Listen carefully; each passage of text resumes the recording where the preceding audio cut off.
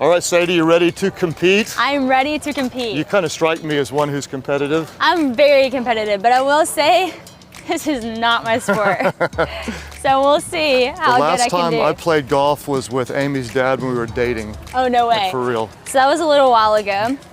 The last time I played golf was Top Golf. That's probably actually the only golf I've ever played. Oh! What?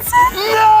I showed up to the summit. Yes. And now I've got to I can only lose. I won't lie. I should have gone first. I was aiming for the middle hole, but it still worked. Oh! Now I'm feeling extra confident. So you're a social media powerhouse. I guess you can say that. Online influence is maybe a little more complicated this year? Yeah, it's crazy for sure. How are you navigating it?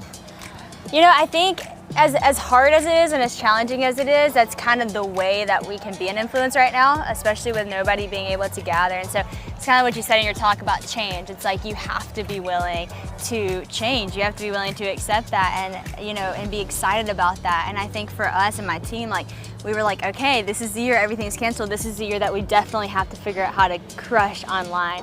And so I think we've just been diving in. How can we not just influence people, but really lead people in this time? How can we encourage people in this time? How can we stop people when they're scrolling and actually make an impact to people? So just being a lot more intentional. Well, I love the way you and Christian and your whole family, you both create an emotional interest, like we want to know you, but at the same time, you take us somewhere. And so it's not just like, hey, look at us, but it's, hey, we also have a message. Yeah, and you do it so well. Thank you so much. It comes with some challenges. You've got critics. Sure. How do you navigate that? Definitely have critics. Yeah. Definitely have critics. I love what you said. The critics said the loudest booths have the cheapest seats. Yeah. That's true. My mom always says, she's like, those are not the people that have the ability or power to influence your life. Like, don't let them have that voice in your life.